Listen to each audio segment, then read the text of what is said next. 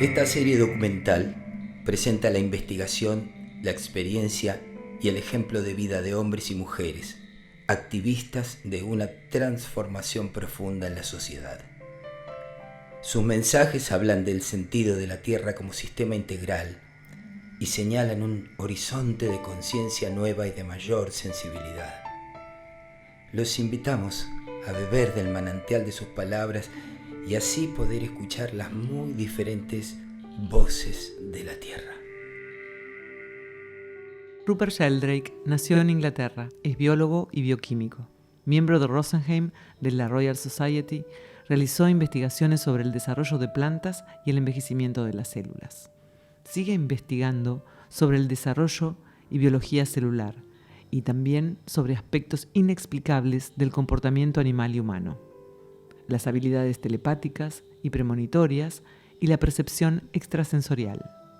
Él aborda estas áreas como biólogo basando su investigación en la historia natural y los experimentos en condiciones naturales, en oposición a los estudios de laboratorio.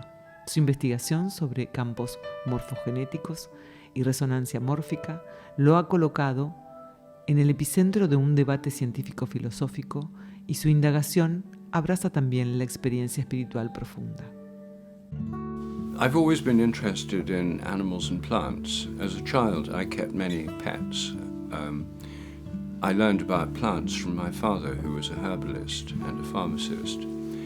And so I wanted to be a biologist. Then I studied biology at school and at Cambridge University.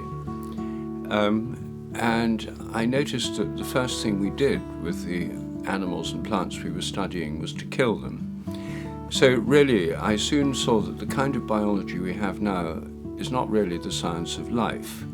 It's the science of dead animals and plants, the chemistry and the biochemistry and the genes of dead organisms. And I was more interested in what makes life alive and got interested in the idea of formative fields in nature called morphogenetic fields, form-shaping fields. Nobody knows how these fields work. So this was a big unsolved problem of biology. It still is. And then I had the idea that these fields could be inherited by a kind of memory. I came up with the idea of morphic resonance, a kind of memory in nature. I really believe that science needs to be broader, more inclusive, that it's become very dogmatic and narrow. And this has become a kind of passion in my life. For me, this was a combination of my ideas about morphic resonance and a bigger view of biology, Indian philosophy about nature and mind, and then leading-edge research in California about the science of meditation, the science of psychedelics, and the exploration of consciousness, the early stages of what we now call consciousness studies. It's also important to explore it through dreaming, lucid dreaming, near-death experiences, out-of-the-body experiences. There are many ways now within the scientific world in which consciousness is being explored, and I think this is a really good thing because it's going beyond the very narrow view that the mind is nothing but the brain, which was dominant all through the 20th century. And I think so much is uncertain at the moment, partly because we have no idea what's going to happen as a result of all these new technologies, what's going to happen to children when from the age of 2 they're living on screens instead of in the real world. We have no idea what living in an electronic smog will do to us, what's going to happen to the environment and climate change, what's going to happen to the social order as people detach from traditional forms of family life and social life into new forms that modern technology plays such a big part in. What's going to happen to the political world as old-style party politics and democracy doesn't work anymore. What's going to happen to the balance of power in the world with the rise of China and Asian industrial powers, new forms of colonialism. All these things are so uncertain, I don't think it's possible to predict. My most recent 2 books are on this subject. One's called Science and Spiritual Practices, And my latest book, which has just come out in England, is called Ways to Go Beyond and Why They Work. And I look at the revival of spirituality and the scientific studies of practices like meditation, pilgrimage, singing and chanting, prayer, the observation of holy days and festivals, fasting, the openings, spiritual openings through psychedelics. These are all different, and sports, which I think is an important form in which spiritual openings occur in the modern world, although it's not usually recognized. All these things, I think, will shape the attitudes people have in the future. What happens and whether we're overtaken by disasters before there's time for more reasonable reforms, nobody knows. I certainly don't. There are also archetypal patterns of understanding which come to us through great art and literature and fairy tales and religious myths, which shape the way we think. And when you look at the modern media, like especially things like Hollywood films, most of these are not really very original. They look modern, but the archetypal patterns in most of these films are actually quite ancient. There was a period when filmmakers used to read the mythological works of Joseph Campbell, the anthropologist, and they actually based their plots on these ancient archetypes, and in fact they're still doing that. So quite often if you peel away the superficial layers, what's underneath is much more deeply archetypal. Older morphic fields are still there. And, secular societies are rapidly evolving, and one of the things that's evolving at the moment is a reawakened interest in spirituality. I mean, millions of people in very secular societies are now doing meditation and yoga, and there's a rediscovery of spiritual practices.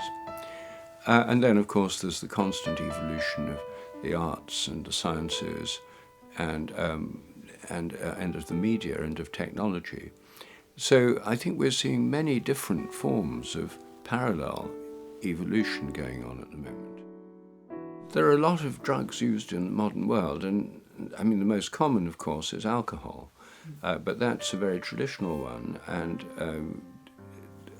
so it's not really new that the use of alcohol, the accessibility of alcohol maybe. Then the second most common is, I suppose, nicotine, and this is not really something that leads to enhanced consciousness, mainly to addiction. Then, of course, there are all these opioids, which are now both illegal ones like heroin and legal ones, which are causing such a problem, certainly in the United States and to some extent here in Britain. Karl Marx used to say, religion is the opium of the people, but actually nowadays opiates are the opium of the people. This is kind of killing pain and suffering and so forth. On the other hand, I think psychedelic drugs, they're not addictive. People are not taking them because they have to or feel compelled to. They're mostly taking them because they want to explore the nature of minds or consciousness, or have experiences that go beyond the normal experiences of everyday life. I think those can open people up to a spiritual dimension. They don't always. Sometimes if people are mentally unbalanced, they can lead to psychosis and they can have quite negative effects.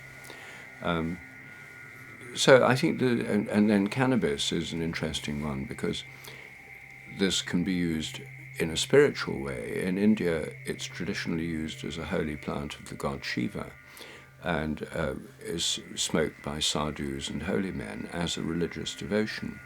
Most people in the Western world are not taking it as a religious devotion, but to have fun or just to enjoy evenings with friends more, or have. So cannabis can have a spiritual dimension or a purely secular one. So I don't think there's any simple answer to the drugs, bad or good. Humans have always used drugs of one kind or another, especially alcohol. And so it's a matter of finding a new relationship to them, and that again is in evolution in the modern world. Ideologies usually are worldviews. And the ideology of communism is a worldview. It's a form of dialectical materialism, it's a view of nature, it's a view of society, it's a view of history. The ideology of materialist science is a worldview. It says that the universe is made of unconscious matter. Consciousness is confined to brains, mainly human brains. The rest of the universe is unconscious. There's no purpose in nature. Our minds are nothing but our brains. When we die, everything goes blank. Evolution has occurred through random chance and natural selection. That's the worldview which is primarily taught in all our schools and universities here and in most countries.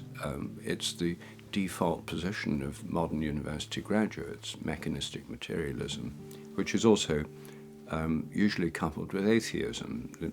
If the world is unconscious, if everything's evolved by chance, the idea there can be any forms of consciousness above or beyond the human level is simply impossible. So we have there an ideology which is a worldview, which is taught in our schools and universities as if it's the truth, without people realizing this is actually a belief system. Then, of course, all religions have their own worldviews, and some of them are very fundamentalist, like fundamentalist Islam or fundamentalist Christians in the south of the United States. Some are much broader and more flexible and inclusive. So we have all sorts of worldviews, and all of them are associated with customs. All of them become habitual. Anything that's repeated often enough becomes habitual, and most of our thought is based on habit. So the standard worldview taught to people at universities, the mechanistic materialist worldview, for many people in the modern world becomes a habit of thought. They just take it for granted. This is how things are. And again, within religions, many people have the traditional practices which become habitual. There's nothing wrong with habits. We have to have habits. But habits become increasingly unconscious, and we become less and less aware of them. I think we have certain very bad habits of thinking in the modern world, in the secular worldview, particularly those to do with individualism, consumption, the idea that we'll have more and more physical goods every year, and that we deserve to have more and more things, and we deserve to have more cars and use more energy and fly more flights on planes and stuff. And of course those habits are now, and we're spreading them to the whole world. They're all over China and Africa and India. Millions of people who lived very simply are now going to supermarkets and want to drive cars and use more energy and eat more meat and so on. And these habits are destroying the planet, so they're going to have to change. If they don't change voluntarily, they'll change as a result of disasters. Altruism is a necessary feature of all social animals. I mean, if we study the behavior of any social animals, including ants, termites, bees, wasps, flocks of birds, schools of fish, corals, human beings, chimpanzees, all social animals have to be altruistic, otherwise the society can't survive. No society can survive with extreme selfishness. In biology, the characteristic forms of behavior are goal-directed. Organisms move towards goals. Now, in the ideology of mechanistic materialism, which has dominated science since the middle of the 19th century, you're not supposed to talk about goals. Everything is just mechanisms pushed from behind. It's like a machinery, and the energy from the past pushes it forward. The things are not supposed to be pulled towards goals. Obviously, human beings have goals. We recognize each other's purposes and motives. It's clear that they're part of human nature. It's also obvious they're part of animal nature. If a dog is hungry and it sees some meat, it wants to get towards it. The meat is the goal, and it's trying to get it. In the mating behavior of animals, clearly they're goal-directed. I mean, male animals, so a male dog seeing a bitch on heat or smelling a bitch on heat is highly motivated to go towards it. And this is a measurable force. If you put a measuring device, a spring balance in the dog's lead, you can actually measure the strength it's pulling in that direction. This is a measurable force created by a desire for something in the future, a goal. In the case of plant growth, the plant has a goal too, to reach the light or to grow up and form fruits as flowers and seeds. And if you stop them doing that, you cut a bit of the plant off, it will regenerate so it can reach the same goal. So everything in biology is drawn towards a goal. And in mathematical models of biological processes, in the modern science of dynamics, these goals are called attractors. They attract a system towards them. So actually, most of biology is goal-directed, teleological, to use the traditional philosophical word, and directed towards ends or goals with purposes. Human life would be incomprehensible without that, and so would animal life and plant life. And so, although biologists still sometimes pretend that living organisms don't have goals, most of them have stopped even trying to pretend, and using the scientific jargon of attractors, have reintroduced goals and purposes into biology. All our ancestors were extremely closely related to the natural world, not because they were sitting poetically contemplating it, writing poems about the beauty of nature, but because their way of life depended on a deep knowledge of animals and plants. With the agricultural revolution, people had to learn even more about plants. If you're going to cultivate corn, maize, or wheat, or peas, or barley, or papayas, or whatever, mango trees, you have to understand something about them. You have to know what conditions they like. You have to know how to grow them. So if you're going to domesticate cows or horses or pigs or chickens, you have to know about their behavior. And so all farmers have to know about animals and relate to them. Not necessarily in a very benevolent way. I mean, people don't always treat their animals very well, but they have to understand them. Now, modern people in modern cities are often completely detached from the natural world. But the desire to relate to the natural world is still there, which is why so many people have dogs and cats and other pets living in their houses.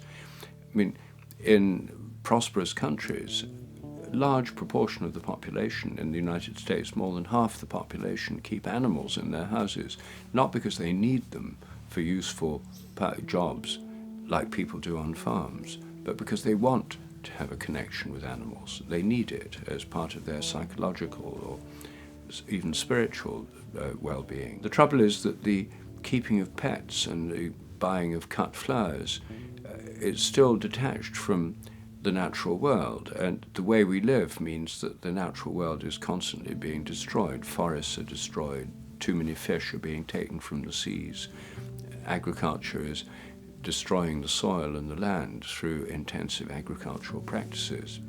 But most people don't know about that. They just buy food in a supermarket without asking how it got there.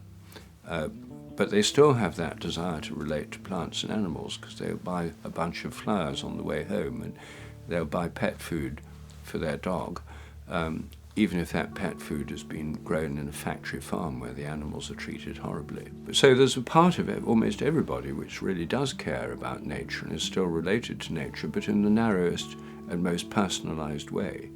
And I think what we have to do is broaden out that connection with nature and recognize that we totally depend on the natural environment, the agriculture, the forests, the seas, the climate.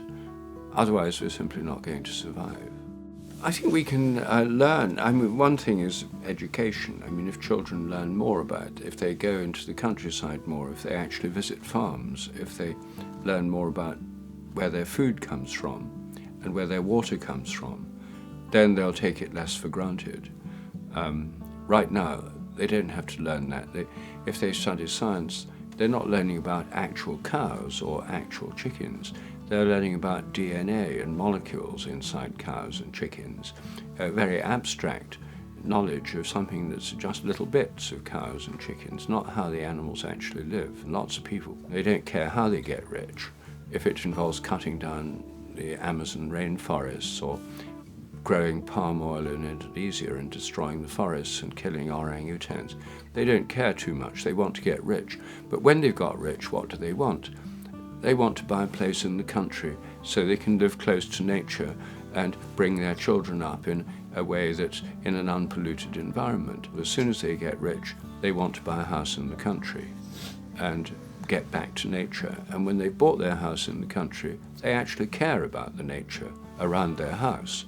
But it's a rather a selfish way of relating to nature, because their whole wealth depends on exploiting nature somewhere else. So obviously we need to find a more integrated way of looking at the world. And one of the things that's happening in the Extinction Rebellion among children who are actually leading the way and saying, we have to behave differently to the natural world. We can't just go on having the main motives being corporate profits and consumption. We have to live in a way that's less destructive. And I think it's very significant that children are taking the lead in this movement, because after all, it's their future that's going to be affected more than that of those of us who are older. Humanity at the moment is dominating the Earth as no species has ever done before. And we've unleashed a kind of evolutionary process within humanity and within the whole of nature through the mass extinction of other species, through climate change, and through the destruction of traditional cultures all over the world and their replacement with modern capitalist consumerism. Even the remotest people in Africa now have smartphones and are linked up to the World Wide Web and so on. There's hardly any part of the world or any culture which has not been touched by this. The whole of humanity, whether it likes it or not, is drawn into a process of interlinkage and of change through economy and through technology and through the educational system. We're in an evolutionary process, but we don't know where it's going. It's not being directed towards the goal of greater wisdom, greater brotherhood, greater understanding, greater equality. It's being driven by technological innovation. If someone can think of a new product that they can sell, then they put it on the market. And it sells if it's attractive to people. I mean, the idea of 2-year-olds looking at iPads and spending all their time on screens, no one did a lot of research to say, is this good for 2-year-olds? Is this something that would be the best for their future? No, it's because somebody invented this gadget, then if they market it in such a way they have material that's attractive to 2-year-old children, the parents will buy it for them and the children will want more. It's driven purely by market forces and technological innovation with hardly any other consideration. Now, is that the best way for humans to evolve? Then in the Marxist vision, the goal of human society was to bring about equality between people and a new form of prosperity and equality. I mean, it didn't work, but they had a goal, a higher goal, a higher purpose. Whereas we live in a society where the only higher purpose is more money, more products, and more technology, as long as it sells, which is not a very high goal and not one that's actually going to make people necessarily much happier. So I think if we're going to continue evolving, we have to have some goals which are more than just about money and more things to consume and then throw away. One goal that many people are coming round to is trying to find a way of living more harmoniously with nature. Another goal might be to try and reduce the growing inequalities between the ultra-rich and everybody else. That is a goal, it could be a political goal. Where is this going to lead? Well, one could say that the goal of spiritual practices is connecting with higher forms of consciousness. And all religions have taken for granted that there are forms of consciousness beyond the human level. what makes atheism different from all religions is the atheists think that, especially materialist atheists, that consciousness is only in human brains, and maybe the brains of higher animals as well, or even lower animals, but only in animal brains. And the whole of the rest of the cosmos is unconscious. And the goal of these spiritual practices is usually to connect us with the ultimate consciousness, which helps to unify us with each other, helps us to make us bring into a greater harmony with each other and with nature. In that context, the whole society has a kind of spiritual goal, which is not just about eating and drinking more and throwing more stuff away and having a higher income. It brings in another dimension. And I think what we're beginning to see is increasing evolution in that direction. And I think unless we see more of it, we're doomed, because I think it's only if we can move beyond this materialist, neoliberal, capitalist, consumerist pattern of disharmony with each other and with nature, only if we can move beyond that, we stand much chance of surviving. So it's not just a theoretical question, it's a practical one as well. Distintas voces, matices, percepciones sobre una misma indagación, la complejidad de la vida, la enorme velocidad de los procesos humanos, la vitalidad creativa, el entendimiento abriéndose a múltiples dimensiones, la trama misteriosa de corazones que laten al pulso de la Tierra. El Imperio Romano cayó. Esa podría ser una esperanza. Que han caído grandes imperios, han caído grandes sistemas. Puede ser que es la conciencia lo que lo hace. No veo qué otra cosa puede, qué cosa tenemos como vehículo. So I think this extreme individualism has affected all our societies by making people more selfish and more concerned with their own development. Well, there's nothing wrong with personal development, but if it's personal development at the expense of social responsibilities and responsibilities to others, then it leads to a falling apart of traditional society. You know, traditional Western society has often subjugated women and has led to inappropriately unequal relationships between men and women. So I think the challenge is to find new ways of building social cooperative patterns which are more just, building a greater harmony between humanity and nature and within human societies. I mean, including people who feel different is an important part of that, and the process we're going through is, I think, moving towards a more inclusive society. But we have to have a positive vision, which I think has to have a spiritual element in it, if we're going to bring together people in a more cooperative forms of living with each other.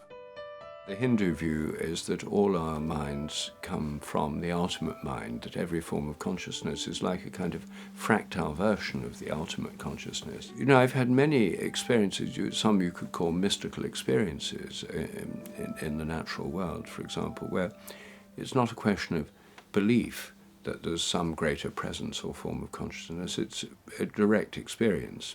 And I see that religious doctrines and theology is an attempt to understand in intellectual terms these experiences, but the experiences come first, in historically speaking. And recent surveys have shown that most people have actually had mystical experiences. It's not a few saints like Saint Teresa of Avila hundreds of years ago. It's not just a tiny number of Catholic saints in the distant past. Many people in the modern world have had them through near-death experiences, which are becoming more common as more people get resuscitated, through mystical experiences in nature, through psychedelic experiences. For many people, this can be a tremendous spiritual awakening. Through religious practices of various kinds, including meditation. And just spontaneously, sometimes for no reason, people find themselves in a kind of blissful state of presence of something much greater than themselves.